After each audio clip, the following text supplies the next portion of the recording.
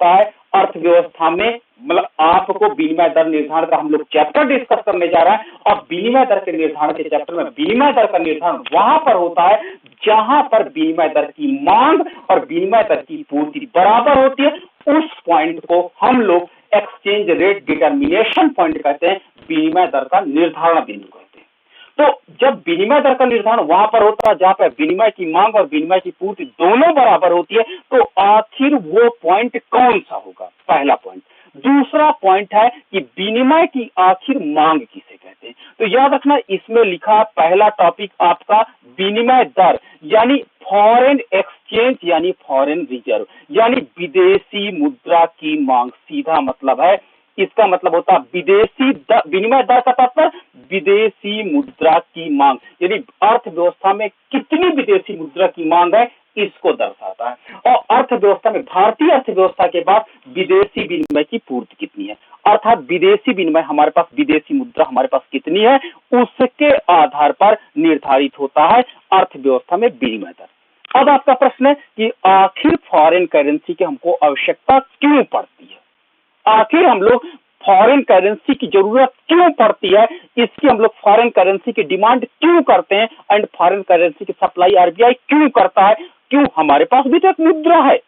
तो एक चीज याद रखिएगा कि वर्ल्ड में जो कंट्री सबसे ज्यादा ट्रेड में पार्टिसिपेट करेगा, विश्व में जिसका व्यापार सबसे ज्यादा, जिस कंट्री का व्यापार दुनिया में सबसे ज्यादा होगा, याद रखिएगा उसकी मुद्रा पर ही विश्व व्यापार संपादित किया जाएगा, विश्व में व्यापार होगा। और आप जानते हो कि विश्व में सबसे ज्यादा व्यापार करता है यूएसए, अमेरिका, और दूसरे नंबर पर है आपका यूके, है कि नहीं। तो आखिर विश्व में जो सबसे ज्यादा व्यापार करता है उस देश की करेंसी को हम लोग अपने पास रखते हैं और डॉलर में हमको पेमेंट करना पड़ता है। क्यों? क्योंकि मेरे पास अमेरिका का ट्रेड जाता है और अमेरिका सीधा कहता है, यूएसए कहता है कि मैं कोई भी मुद्रा लूंगा तो केवल अपनी करेंसी लूंगा, आपका रुपीज मैं नहीं लूंगा। और आपको जरूरत है, आपको जरूरत है, आप पेमेंट रुपी में करने जा रहे हो, अमेरिका ने डायरेक्ट मना करके मैं रुपी में पैसा नहीं लूंगा, आपको अगर मुझसे ट्रेड करना है तो मेरा डॉलर मुझको दो, मुझको मेरा डॉलर अवेलेबल कराओ तो मैं आपको वस्तुएं उपलब्ध कराऊंगा और बदले में मैं अपनी मुद्रा दूंगा। ये नहीं कि भारत वाले कहते कि नहीं मुझे रुपीज में आप पेमेंट करो, मैंने अपने देश से बहुत सी वस्तुएं भेजा। तो अगर अमेरिका आपसे आयात करेगा तो आयात के परिणाम स्वरूप आपको पेमेंट क्या करेगा, डॉलर ही करेगा। वो कहेगा अगर आपको हमसे ट्रेड बनाए रखना, हमको व्यापार संबंध बनाए रखना, तो आपको मेरी मुद्रा लेनी देनी पड़ेगी, लेकिन मैं आपकी मुद्रा नहीं लूंगा। बहुत टेक्निकल पॉइंट यहीं पर हो जाता है। आखिर हम विदेशी मुद्रा फॉरेन करेंसी में क्यों कलेक्ट करते हैं, एक प्रश्न मेरे पास आता है। तो फॉरेन करेंसी में हम लोग विदेशी व्यापार इसलिए करते हैं क्योंकि विदेशी देश का प्रभुत्व होता, विदेशी कंट्री यूएसए का वर्ल्ड ट्रेड में, विश्व व्यापार में प्रभुत्व है। और वर्ल्ड ट्रेड में प्रभुत्व होने के कारण अमेरिका फोर्सफुली कहता है कि मैं व्यापार केवल डॉलर देता हूं और डॉलर लेता हूं, जिसकी गरज है वो मुझसे ट्रेड करे। मैं पेमेंट भी डॉलर में करूंगा और एक्सेप्टेंस भी मैं डॉलर में करूंगा। ये अगर आपको, मुझे एक्सेप्टेंस भी मैं डॉलर में करूंगा, अगर विश्व का कोई कंट्री मुझसे व्यापार करना चाहता तो आप डॉलर की व्यवस्था कर लो। ठीक है, अब आपको समझ में आ गया। तो और यूएसए डायरेक्ट कहता कि अगर भारत मेरे साथ संबंध बनाना चाहता है, व्यापारिक संबंध बनाना चाहता है, तो वो मेरी वस्तुओं के बदले मुझे डॉलर देगा। और अगर मुझे कोई एक्सपोर्ट वस्तुएं करता, अपनी वस्तुएं मेरे बाजार में बेचता है, तो मैं डॉलर उसको दूंगा और उसको एक्सेप्ट करना पड़ेगा। ठीक है, मतलब आप कह रहे हो, आप तो यही कह रहे हो ना कि यूएसए की तानाशाही है। हाँ, बस बात सही है, यूएसए की तानाशाही है।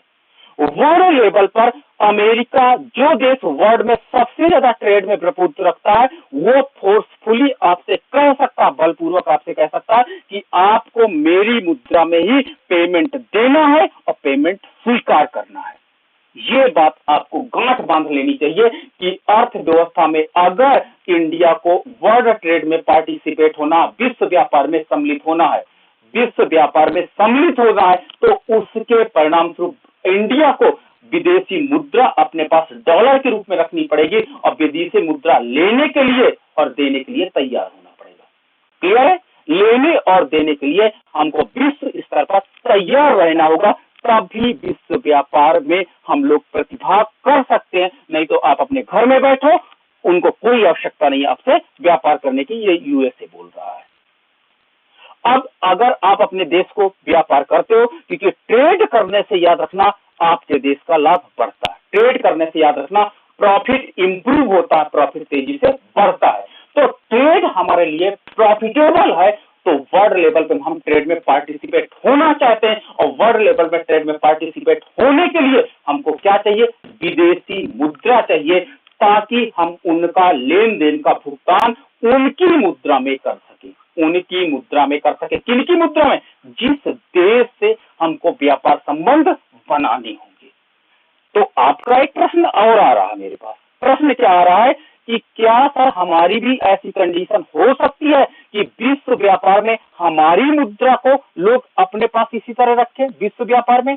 यस, हो सकता है। अगर भारत की स्थिति वर्ल्ड मार्केट में बढ़िया हो जाती है, कुछ नहीं, वर्ल्ड मार्केट छोड़िए, एशियन मार्केट में अगर अच्छी हो जाए, हमारी स्थिति अच्छी हो जाए नेपाल के रेस्पेक्ट, हमारी स्थिति अच्छी हो जाए बांग्लादेश की उसमें, हमारी स्थिति अच्छी हो जाए पाकिस्तान के संदर्भ में, हमारी स्थिति अच्छी हो जाए श्रीलंका के संदर्भ में, तो इन देशों को अगर हमसे व्यापार संबंध बनाए रखना है तो ये देश देखना कि हमारी मुद्रा को रिजर्व में रखते हैं, कैश में रखते हैं। और भारत वाले कहते हैं कि अगर आपको हमसे व्यापार संबंध बनाए रखना तो लेन देन किस में होंगे? रुपीज में होंगे ना। आपने नेपाल देखा होगा, नेपाल भारत से लो कैटेगरी में आता है, लो कैटेगरी का मतलब वीकर है कंट्री, और भारत जो व्यापार संबंध बनाए रखना चाहता तो वो देखना भारतीय रुपए को अपनी कंट्री में लागू करने की अनुमति देता, क्योंकि भारत वहां पर कह देता कि अगर आपको मुझसे ट्रेड संबंध व्यापार संबंध बनाए रखना तो आपको रुपीज को मार्केट में सर्कुलेट करना होगा, रुपीज में एक्सेप्ट करूंगा। तो भारत ने यही चाल यहां पर चल दी और हमारा मुद्दा हो गया। लेकिन वर्ल्ड लेवल पर जब हम यूएसए के सामने खड़े होते हैं, यूके के सामने खड़े होते हैं, रशियन इकोनॉमी के सामने खड़े होते हैं, चाइना इकोनॉमी के सामने खड़े होते हैं, तो हम क्या होते हैं? वहां पर झुक जाते हैं। और वहां पर अगर चाइना से मुझे व्यापार संबंध बनाना है तो चीन की मुद्रा जो आपकी होगी, चीनी मुद्रा में इनको पेमेंट मुझे करना होगा, यूएसए की मुद्रा डॉलर में पेमेंट करना होगा, यूके की मुद्रा पौंड में पेमेंट करना होगा, रशियन आपका मुद्रा में आपका पेमेंट करना होगा, जापान की येन मुद्रा में पेमेंट करना होगा, क्योंकि इन कंट्रियों के संदर्भ में हमारी स्थिति कमजोर है। इसलिए इनकी जो टर्म एंड कंडीशन है, टर्म एंड कंडीशन है, उस कंडीशन को स्वीकार करना पड़ेगा। क्लियर है? ये बात हमको समझ में नहीं आती थी, इसलिए हम रोज परेशान रहते थे कि आखिर ये डॉलर में ही हम लोग क्यों व्यापार संबंध बनाते हैं। क्यों? क्योंकि वर्ल्ड में सबसे ज्यादा विश्व व्यापार का हिस्सा यूएसए के पास है, इसलिए सबसे ज्यादा व्यापार भी हमको किससे करना है? यूएसए से करना। इसलिए हम अपना फॉरेन रिजर्व, वास्तव में फॉरेन रिजर्व के अंतर्गत हम चाइनीज मनी को, यूएसए की मनी को, यूके की मनी को, सारी मनी को अपने पास रखते हैं, येन को रखते हैं, आपका सब कुछ रखते हैं, लेकिन हम डॉलर में अपनी मुद्रा को ज्यादा रखते हैं, क्योंकि विश्व के देशों में इसका व्यापार अधिक है। और याद रखिएगा, हमको अधिक से अधिक आवश्यकताएं यूएसए पूरी कर रहा है, परिणाम स्वरूप हम लोग डॉलर में अपना विदेशी मुद्रा भंडार रखते हैं। अब आपको एक कॉन्सेप्ट क्लियर, क्या कि विदेशी विनिमय की मांग का तात्पर्य, विदेशी विनिमय की मांग का तात्पर्य, विदेशी विनिमय की मांग का तात्पर्य अर्थव्यवस्था में विदेशी मुद्रा की मांग है। कौन सी देश की मुद्रा? जिस देश से हम व्यापार संबंध ज्यादा करते हैं, विदेशी मुद्रा की मांग को हम लोग ज्यादा करते हैं। अब अमेरिका से हमारा ट्रेड ज्यादा, यूएसए से हमारा ट्रेड ज्यादा है, तो यूएसए से ट्रेड ज्यादा होने के कारण हम लोग फॉरेन एक्सचेंज की डिमांड, फॉरेन एक्सचेंज की डिमांड अर्थात डॉलर की डिमांड मेरे कंट्री में ज्यादा है। डॉलर की डिमांड कैसे पैदा होती है? याद रखना, डॉलर की डिमांड पैदा होती है जब हम विश्व से क्या करते हैं? आयात करते हैं। विश्व से वस्तुएं तथा सेवाएं आयात करते हैं, वस्तुएं एवं सेवाएं आयात करते हैं, तो इनको पेमेंट करनी चाहिए। मान लीजिए मैं अमेरिका से, यूएसए से क्या मंगा रहा हूँ, पेन मंगा रहा हूँ, रेलवे डिब्बे मंगा रहा हूँ, रेलवे इंजन मंगा रहा हूँ और सर्विसेज, डॉक्टर की सेवा, इंजीनियर की सेवा, आपकी ये सेवाएं ले रहा हूँ। तो यूएसए में जो निवासी है, यहाँ का निवासी, वो भारत से कहेगा हम अपनी सेवाएं तो देने को तैयार हैं, मैं क्रिकेट का कोच बनने को तो तैयार हूँ, मैं आपका बैडमिंटन का कोच बनने को तो तैयार हूँ, उसके बदले में आप मुझे पेमेंट कितना करोगे? तो वो अपना पेमेंट किस में बोलता है? डॉलर में बोलता है। वो अपना पेमेंट किस में बोलता है? डॉलर में बोलता है। अब याद रखिएगा, वो व्यक्ति जो मान लीजिए भारत में बैडमिंटन संघ है, बैडमिंटन संघ ने अमेरिका से एक व्यक्ति को कोच रखा और वो डॉलर मांगा, तो हम लोग कहां पर रखते हैं? अपनी अर्जी लगाते हैं रिजर्व बैंक ऑफ इंडिया से और उससे कहते हैं भारतीय मुद्रा आप ले लो, और अगर आपके पास भारतीय मुद्रा के बदले हमें यूएसए डॉलर दे दो, ताकि भारतीय बैडमिंटन संघ उस व्यक्ति को पेमेंट कर सके। क्योंकि उस व्यक्ति ने डायरेक्टली मना कर दिया है कि नहीं, मैं भारतीय रुपया नहीं लूंगा, मैं लूंगा यूएसए डॉलर, अगर आपको मेरी सेवाएं लेनी है तो आप डॉलर में मुझे पेमेंट करो। तो भारतीय बैडमिंटन संघ आरबीआई के पास जाता है और रिजर्व बैंक ऑफ इंडिया से कहता है कि मुझे बैडमिंटन संघ के लिए एक कोच की आवश्यकता है और कोच डॉलर में डिमांड किया, अतः आप डिमांड करो। तो आरबीआई क्या करता है? डिमांड ऑफ फॉरेन करेंसी को देखता है, फॉरेन करेंसी को, विदेशी मुद्रा रिजर्व की डिमांड को ये चेक करता है। इसके पास लोग एप्लीकेशन लगाते हैं, लोग पहुंचते हैं कि हम आयात किए हैं, इन वस्तुओं को उन देश से लिए हैं, परिणाम स्वरूप उनको भुगतान करना है, तो भुगतान करने के लिए रिजर्व बैंक के पास जाते हैं कि इस मुद्रा को आप हमको एक्सचेंज कर दो। तो ये कहलाती है विदेशी मुद्रा की मांग। मतलब मीन्स क्लियर हुआ कि विदेशी मुद्रा की मांग जो होती है, वो विदेशी मुद्रा की मांग आपके आयात खाते से जुड़ी होती है, आयात खाते से जुड़ी होती है। तात्पर्य क्या है कि अगर मैंने इंपोर्ट ज्यादा किया, आयात ज्यादा किया, किससे? विदेशी देश से वस्तुओं तथा सेवाओं को ज्यादा मांग किया, विदेशी देशों से वस्तुओं तथा सेवाओं की यदि मांग मैं ज्यादा करता हूं, ठीक है, विदेशी देश से अगर वस्तुओं और सेवाओं की मांग हम लोग ज्यादा करते हैं, तो उसके परिणाम स्वरूप उस आयात के भुगतान के लिए, आयात को पूरा करने के लिए, आयात के भुगतान के लिए मुझे क्या होता? डॉलर की डिमांड करूंगा। किससे डॉलर की डिमांड करूंगा? रिजर्व बैंक ऑफ इंडिया से करूंगा। बात क्लियर है?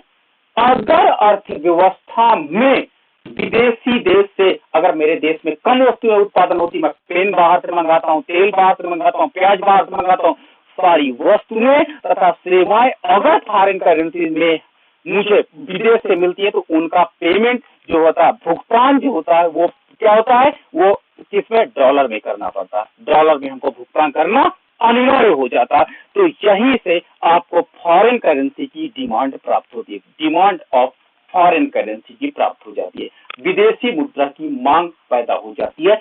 आपकी विदेशी मुद्रा की मांग जो होती है, वो आयात खाते से जुड़ी हुई होती है। आप जितना अधिक आयात करोगे, उतना आपकी विदेशी मुद्रा की मांग बढ़ेगी और आरबीआई के ऊपर दबाव बढ़ जाएगा। एक बात तो क्लियर हो गई कि विदेशी मुद्रा की मांग अब हमको क्लियर हो गई। चलिए विदेशी मुद्रा की पूर्ति देखते हैं। विदेशी मुद्रा की पूर्ति, अब आप अनुमान लगाओ विदेशी मुद्रा हमारे देश में कहां से आएगी? आरबीआई के पास विदेशी मुद्रा कहां से आएगी? विदेशी मुद्रा की पूर्ति कहां से होगी? आपके पास प्रश्न है। तो जिस प्रकार आयात मांग को पैदा करती है, उसी प्रकार आपके देश के द्वारा किया गया निर्यात, आपके देश के द्वारा जो निर्यात किया जाता है, एक्सपोर्ट किया जाता है, उस एक्सपोर्ट के बदले जो अमेरिका है, उसने कहा कि मैं डॉलर का भुगतान करूंगा, डॉलर में मैं भुगतान करूंगा डॉलर में भुगतान। तो वो डॉलर का भुगतान, डॉलर हमारे लिए, एक व्यक्ति के लिए तो कोई फायदेमंद नहीं है। तो निर्यात करने के परिणाम स्वरूप जो हमको डॉलर मिलता है, वो रिजर्व बैंक के कोटे में चला जाता है, रिजर्व बैंक ऑफ इंडिया के खाते में चला जाता और रिजर्व बैंक ऑफ इंडिया उसको एक्सचेंज करके, उसको परिवर्तित करके हमको दे देता है और हमको रुपीज में उसका पेमेंट आरबीआई कर देता। तो अब आरबीआई के पास क्या होता है, डॉलर इकट्ठा हो जाता है। तो जितना अधिक भारत में एक्सपोर्ट बढ़ेगा, भारत में एक्सपोर्ट यदि बढ़ेगा तो विदेशी मुद्रा की पूर्ति बढ़ेगी। विदेशी मुद्रा अगर मैं रसिया से करता हूं तो रसिया अपनी मुद्रा देगा, ब्रिटेन से करता हूं तो ब्रिटेन जिस कंट्री को मैं एक्सपोर्ट करूंगा वो अपनी मुद्रा में भुगतान करेंगे और वो मुद्रा में अपनी भुगतान करेंगे, परिणाम स्वरूप मेरे देश का लगातार विदेशी मुद्रा कोष, सप्लाई ऑफ फॉरेन करेंसी, विदेशी मुद्रा कोष लगातार बढ़ता चला जाएगा अगर आप एक्सपोर्ट करते हो तो। बात क्लियर कि एक्सपोर्ट अगर मैं करूंगा तो फॉरेन करेंसी मुझे ज्यादा से ज्यादा अवेलेबल हो जाएगी, फॉरेन करेंसी मुझे ज्यादा से ज्यादा मिल जाएगी। क्लियर है?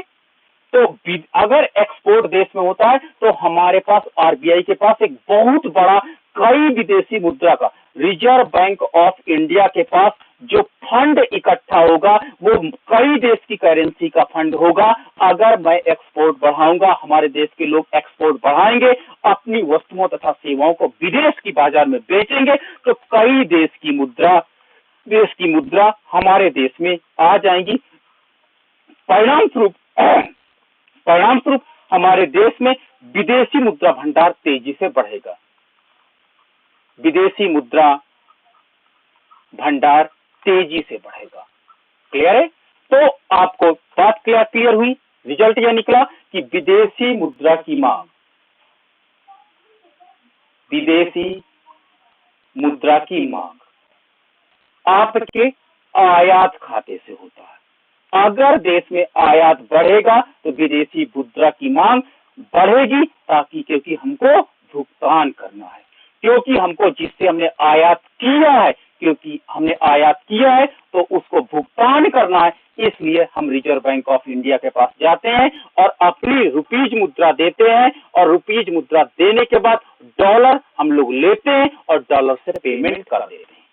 आप ये एक प्रोसेस समझ लीजिएगा। आपका रुपीज उन्होंने लेने से मना कर दिया, उन्होंने कहा हम आपका रुपीज नहीं लेंगे, आप हमारे देश की करेंसी में भुगतान करिए या आप डॉलर में भी भुगतान करिए, हम ले लेंगे।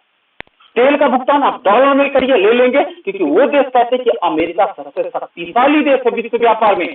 अगर आप मान लीजिए आपने ब्रिटेन से व्यापार किया, ब्रिटेन का पौंड आपके पास नहीं है, तो ब्रिटेन एक ऑप्शन आपको दे देगा कि ठीक है, अगर आपके पास पौंड नहीं है कोई बात नहीं, यूके से आपने ट्रेड किया, आपने यूके से कोई वस्तु मांगा तो आप मुझे डॉलर में दे दीजिए, क्योंकि डॉलर का वर्ल्ड मार्केट में बहुत ज्यादा डिमांड है और अमेरिका की करेंसी है, वो कहीं ना कहीं मैं चला दूंगा, मेरा काम हो जाएगा। तो याद रखिएगा, विदेशी मुद्रा कई हमको रिजर्व बैंक ऑफ इंडिया के पास रखनी पड़ती है, ताकि विदेशी विनिमय की मांग जो कि आयात खाते से उत्पन्न होती है, हमको वस्तुएं तथा सेवाएं मंगानी पड़ती है, विश्व लेवल पर वस्तुएं एवं सेवाएं मंगानी पड़ती हैं। तो ये वस्तुएं और सेवाएं अगर हम मंगाते हैं तो हमको पेमेंट करना पड़ता है और पेमेंट करने के लिए हम आरबीआई के पास जाते हैं और रिजर्व बैंक ऑफ इंडिया को हम अपना मुद्रा देते हैं कि ये लो, हमसे रुपीज ले लो, बदले में मुझे डॉलर दे दो और डॉलर या पौंड कुछ भी दे दो ताकि मैं उसका भुगतान कर सकूं। तो विदेशी विनिमय की मांग जो होती है वो आयात खाते से होती है और विदेशी विनिमय की पूर्ति जो होती है, विदेशी विनिमय की जो पूर्ति होती है वो वास्तव में आपका क्या होता है, वो निर्यात खाते से होती है। अगर देश के निर्यात एक्सपोर्ट तेजी से बढ़ेंगे, अर्थव्यवस्था में अगर एक्सपोर्ट का मान तेजी से बढ़ेगा, निर्यात का मान तेजी से बढ़ेगा, तो याद रखना, जब हम अपनी वस्तुएं एवं सेवाएं विश्व बाजार में बेचेंगे तो हमको क्या मिलेगा, विदेशी मुद्रा मिलेगी। विदेशी मुद्रा का तात्पर्य क्या होता है, हमको पौंड मिलेगा, हमको डॉलर मिलेगा, इस प्रकार हमको सारी विदेशी करेंसी मिलेगी और जो आरबीआई में हमारे पास रिजर्व बैंक ऑफ इंडिया को आ जाती है और reserve bank of India convert करके हमको रुपीज के रूप में प्रदान कर देता है, हम खुश हो जाते हैं। तो अर्थव्यवस्था में एक्सचेंज जो सप्लाई होती है ये एक्सपोर्ट से जुड़ी होती है। अगर आप एक्सपोर्ट ज्यादा करोगे तो अर्थव्यवस्था में ज्यादा फॉरेन करेंसी आएगी और आपकी स्थिति बहुत ज्यादा मजबूत होगी। ओके, आपकी स्थिति बहुत ज्यादा मजबूत होगी। यानी एक बात तो क्लियर होगा कि विदेशी विनिमय की मांग,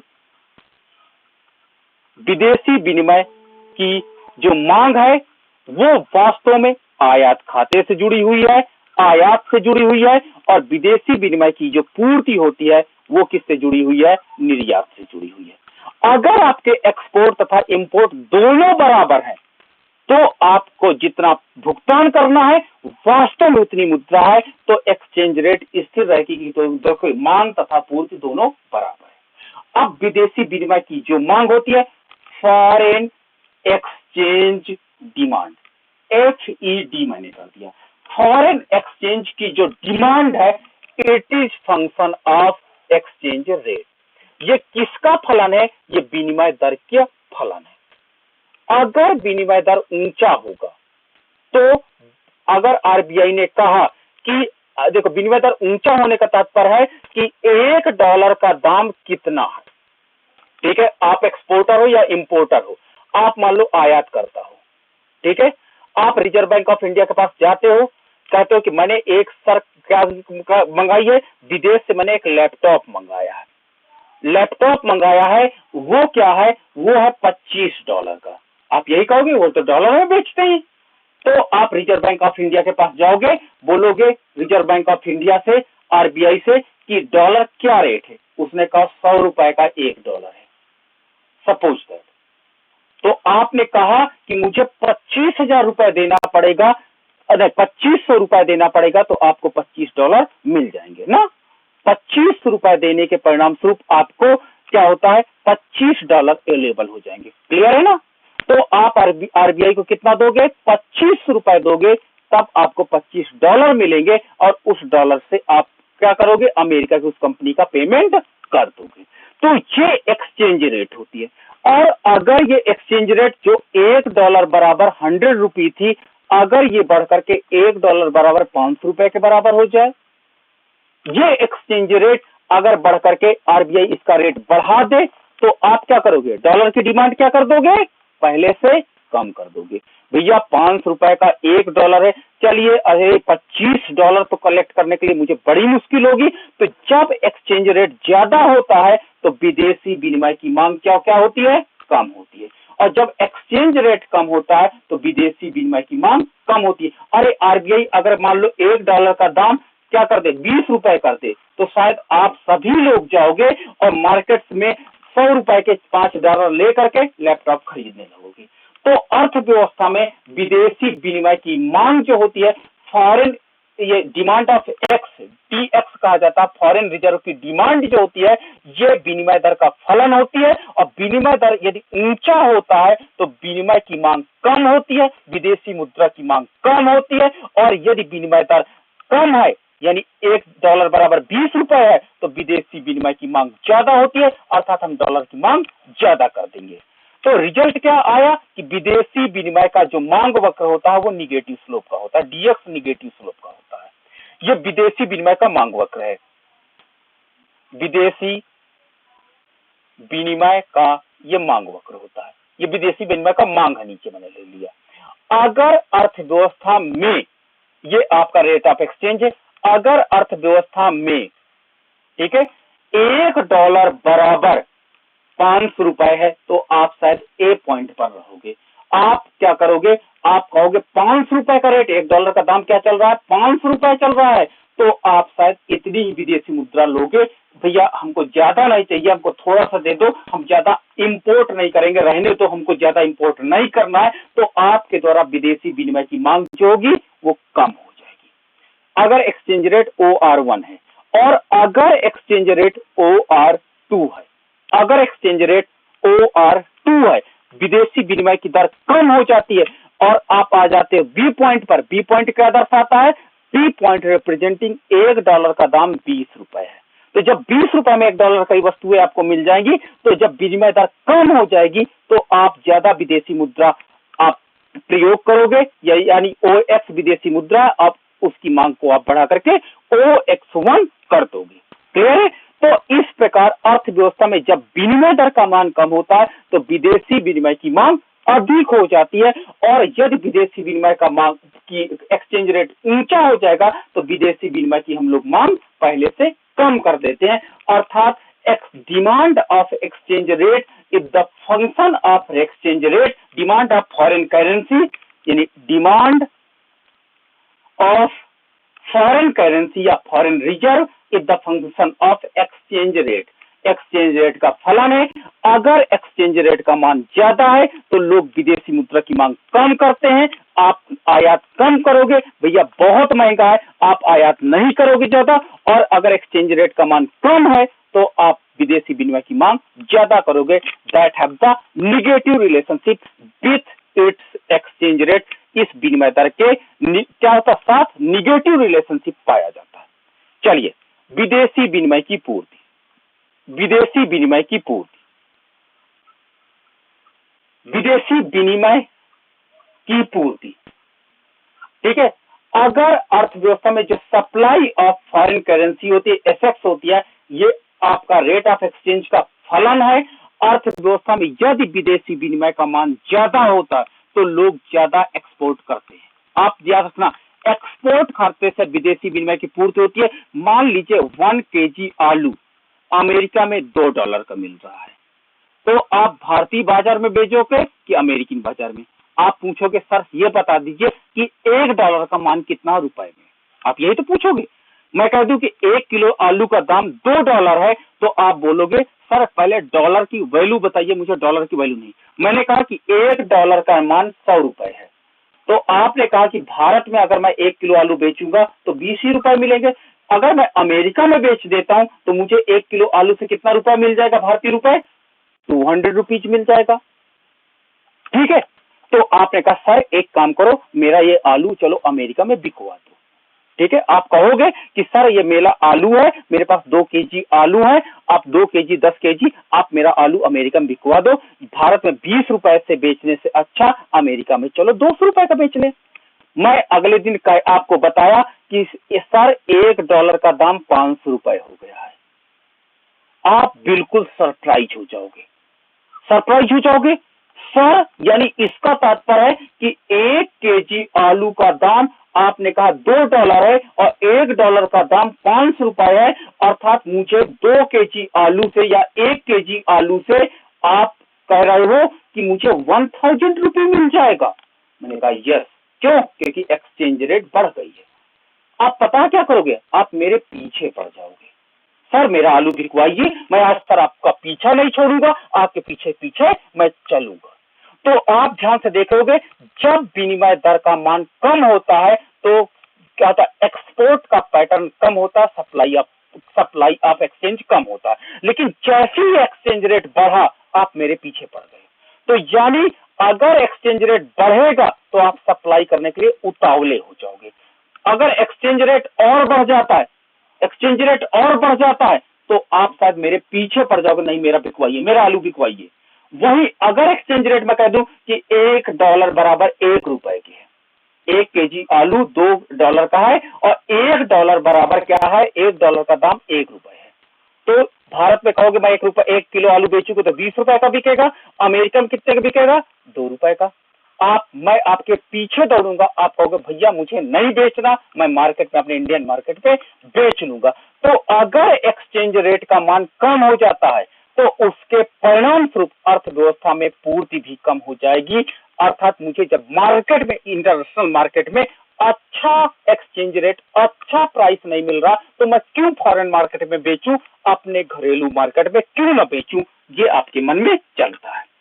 चलिए, इसका जब डायग्राम हमने प्लॉट किया तो डायग्राम प्लॉट करने के बाद नीचे हमने ले लिया supply of foreign exchange, supply of dollar को मैंने ले लिया, एंड लंब अक्ष पर मैंने ले लिया एक्सचेंज रेट को। मैंने यहां पर एक्सचेंज रेट को ले लिया। अब देखिए एक्सचेंज रेट का सप्लाई ऑफ डॉलर से क्या होता है, पॉजिटिव रिलेशनशिप है। पॉजिटिव रिलेशनशिप का मतलब होता है अगर एक्सचेंज रेट OR1 है, अगर एक्सचेंज रेट आपका $1 बराबर $10 रुपए है तो आप ज्यादा इंटरेस्टेड नहीं होगे सप्लाई करने के लिए, और आप क्या करोगे, 2 किलो आलू ही बेचोगे ना, आप ज्यादा एक्सपोर्ट नहीं करोगे। ठीक है, यानी विदेशी मुद्रा आपके अर्थव्यवस्था में ज्यादा नहीं आएगी, अर्थव्यवस्था में केवल एफएक्स विदेशी मुद्रा रहेगी। अगर इकोनॉमी में एक्सचेंज रेट बढ़ जाए, $1 बराबर 100 रुपए हो जाए, तो आप मेरे पीछे पड़ने लगोगे, सर मेरा प्रोडक्ट इंटरनेशनल मार्केट में बिचवाइए ना। तो अगर एक्सचेंज रेट बढ़ जाती है तो विदेशी मुद्रा भी हमारे कंट्री में आने लगेगी। अगर मैंने बिचवा दिया तो आप सोचिए कि आपको विदेशी मुद्रा मिल गई। और अगर एक्सचेंज रेट और बढ़ गई, मैंने कहा कि $1 बराबर $500 रुपए हो गया है, तो आपने कहा $1 बराबर 500 रुपए हो गया, तो आप शायद मेरे पीछे पड़ जाओगे और भारतीय बाजार से आलू ही गायब हो जाएगा और सबका सब कहां भी चीज बिक जाएगा, विदेश में बिक जाएगा। आप मानते हो कि नहीं मानते हो? आप कहोगे yes sir, I am also agree, we are also agree कि एक्सचेंज रेट बढ़ेगा, जहां पे मेरे वस्तु का मूल्य ज्यादा अच्छा मिलेगा हम वहां पर पूर्ति बढ़ाएंगे। तो इस प्रकार ए से हम बी पॉइंट पर, बी से हम सी पॉइंट पर चले जाते हैं। तो अर्थव्यवस्था में कंटिन्यू हम ए से बी, बी से सी पर जाते हैं। तो यह सप्लाई ऑफ फॉरेन करेंसी होती है जो एक्सचेंज रेट से धनात्मक संबंध रखती है। फॉरेन करेंसी होती है, सप्लाई ऑफ फॉरेन करेंसी होती है, ये एक्सचेंज रेट से धनात्मक संबंध रखती है। अगर एक्सचेंज रेट का मान बढ़ता है तो अर्थव्यवस्था में सप्लाई बढ़ती है, और अगर एक्सचेंज रेट घटता है तो अर्थव्यवस्था में फॉरेन करेंसी की सप्लाई घटती है। अब अर्थशास्त्रियों ने कहा कि जहां पर विदेशी विनिमय की मांग और विदेशी विनिमय की पूर्ति दोनों बराबर हो जाती है, वहीं पर विनिमय दर का निर्धारण हो जाता है, विनिमय दर एक्सचेंज रेट डिटर्मिनेशन हो जाता है। तो ये देखिए, ये आपकी विदेशी विनिमय की मांग वक्र है, that have the negative slope, जो ऋणात्मक ढाल की है। ये विदेशी विनिमय का पूर्ति वक्र है जो धनात्मक ढाल का है। जहां पर विदेशी विनिमय की मांग वक्र और विदेशी विनिमय का पूर्ति वक्र दोनों एक दूसरे के बराबर हो जा रहा है, ई पॉइंट पर दोनों बराबर हो जा रहा है, डीएक्स एंड एसएक्स दोनों बराबर हो जा रहा है, एक्सपोर्ट इंपोर्ट दोनों बराबर हो जा रहा है, वहां पर एक्सचेंज रेट का निर्धारण हो जाता है। OR विदेशी विनिमय का निर्धारण है। और आरबीआई आपने देखा होगा कि $1 बराबर इस समय 70 या 72 रुपए के रूप में एक्सचेंज किया जाता है, और इसका रेट पर डे चेंज होता रहता है। तो डिमांड एंड सप्लाई की पावर्स चेंज होती रहती है, जिसके परिणाम स्वरूप अर्थव्यवस्था में विनिमय दर क्या होता है, निर्धारित होता है, और अर्थव्यवस्था में विनिमय की डिमांड एंड सप्लाई इतनी होगी, DS is equal to SX इतना होगा। ठीक है, तो अर्थव्यवस्था में विनिमय दर का निर्धारण वहां पर होता है जहां पर विदेशी विनिमय की मांग तथा पूर्ति दोनों बराबर होती है, वहीं पर विनिमय दर का निर्धारण हो जाता है। अगर अर्थव्यवस्था में ये आपका डिमांड है, ये आपका सप्लाई है, दोनों इक्वल पॉइंट ई पर निर्धारित है। ओआर एक्सचेंज रेट है, विदेशी विनिमय की मांग तथा पूर्ति ओएक्स है। अर्थव्यवस्था में मान लीजिए आयात बढ़ जाते हैं, मान लीजिए आपके देश में आपातकाल पड़ गया, कोविड टाइम पड़ गया, कंपनियां बंद है, तो आपके देश में आयात बढ़ जाता है, सपोज दैट आयात बढ़ जाता है। तो इसका तात्पर्य क्या हुआ कि विदेशी विनिमय की जो मांग होगी वो ऊपर की ओर शिफ्ट होगी। आप एग्री हो कि विदेशी विनिमय की मांग होगी, जितने एक्सपोर्टर्स होंगे, इंपोर्टर्स होंगे, वो आरबीआई के पास जाएंगे, भैया हमको फॉरेन करेंसी दे दो, हमने बहुत सी वस्तुएं विदेशी बाजार से मंगवाई है, प्लीज आप पैसा दे दो ताकि इनका हम भुगतान कर सके। तो विदेशी विनिमय मांग रेखा ऊपर की ओर शिफ्ट हो जाती है, और डी से आपका D1 हो जाता है। विदेशी विनिमय मांग रेखा ऊपर की ओर शिफ्ट हो जाती है, और नई विनिमय दर ई पॉइंट से आपका आ जाती है, E1 पॉइंट पर निर्धारित हो जाती है, और अर्थव्यवस्था में एक्सचेंज रेट का मान OR से बढ़कर के OR1 हो जाता है। ठीक है, जिसके परिणाम स्वरूप अर्थव्यवस्था में जब भी आयात बढ़ेगा तो आयात बढ़ने के परिणाम स्वरूप हमारा एक्सचेंज रेट बढ़ जाएगा, और $1 बराबर 72 रुपए, आपका $1 बराबर आपका 80 रुपए। ये आप देख सकते हो, इसमें नई बात नहीं है, क्यों? क्योंकि अर्थव्यवस्था में लगातार लोग आयात बढ़ा रहे हैं, इस कारण से एक्सचेंज रेट कंटिन्यू बढ़ता चला जा रहा है। ठीक है, तो आप ये नहीं कर सकते कि गवर्नमेंट डिटरमाइन करती, नहीं, मार्केट मैकेनिज्म जो एक्सचेंज रेट होता है उसका निर्धारण करती है। कौन? मार्केट निर्धारित करती है। और अगर अर्थव्यवस्था में आपके उत्पादक, देखिए विदेशी विनिमय की मांग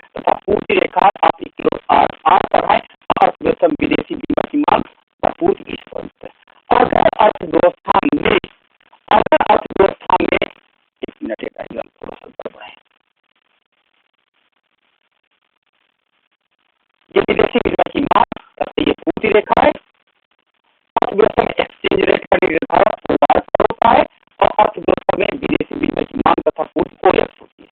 अगर अर्थव्यवस्था में एक्सपोर्ट बढ़ जाए, लोग ज्यादा अच्छा उत्पादन करने लगे, आपने मोदी जी को देखा होगा, मोदी जी ने कहा वोकल फॉर लोकल, लोकल वस्तुओं का प्रोडक्शन बढ़ाओ, वर्ल्ड मार्केट में एक्सपोर्ट करो। अगर एक्सपोर्ट बढ़ेगा तो एक्सपोर्ट बढ़ने के परिणाम स्वरूप विदेशी मुद्रा भंडार, supply of foreign currency reserve बढ़ जाएगी। Supply of foreign currency reserve बढ़ जाएगी, जिससे सप्लाई रेखा राइट साइड शिफ्ट हो जाएगी, दाहिनी साइड शिफ्ट हो जाएगी, परिणाम स्वरूप एक्सचेंज रेट डाउन हो जाएगा, विनिमय दर। तो एक्सचेंज रेट देखिए, एक्सपोर्ट बढ़ने से आपका S1 पर आ जाता है। देखिए पूर्ति रेखा आगे की ओर दाहिनी ओर खिसक जाती है और नया संतुलन बिंदु आपका जो आपका पुराना संतुलन बिंदु था, वो नया संतुलन बिंदु E1 हो जाता है। परिणाम स्वरूप एक्सचेंज रेट आपकी OR से घट करके OR1 हो जाती है और परिणाम स्वरूप अर्थव्यवस्था में विदेशी विनिमय की मात्रा बढ़ जाती है। अर्थात $1 बराबर जो 70 रुपए था, वो अब $1 बराबर 50 रुपए हो गया। तो अर्थव्यवस्था में अगर एक्सचेंज रेट, आप न्यूज़पेपर में डेली ये देखते होंगे कि कितना अधिक एक्सचेंज रेट हमारा हो गया, तो अगर एक्सचेंज रेट में ये विनिमय दर का मान घटे तो समझ जाना भारत एक्सपोर्ट मार्केट में बहुत अच्छा काम कर रहा और हम लोग दुनिया में एक्सपोर्ट में बहुत आगे हैं। लेकिन अगर $1 बराबर 80 या 90 होता जाता है तो समझ जाना कि हमारे लिए प्रॉब्लम होती जा रही है। एक्सपोर्ट हमारे पास क्या होता है, हमारे जो एक्सचेंज रेट होते हैं वो हमारे लिए प्रॉब्लम क्रिएट करते चले जा रहे हैं। तो ये आपका अर्थव्यवस्था में जो एक्सचेंज रेट डिटर्मिनेशन होता है, कुछ इस प्रकार से एक्सचेंज रेट डिटर्मिनेशन होता है। इन थ्योरीज को हमने आपके सामने एक्सप्लेन किया। अब आपको समझ में आ गया होगा कि विदेशी विनिमय का निर्धारण किस प्रकार से होता है। तो ये एक प्रकार से मेरा फंडामेंटल लेक्चर था, आपको मूल अवधारणा समझानी थी कि विनिमय दर का निर्धारण किस प्रकार से किया जाता है।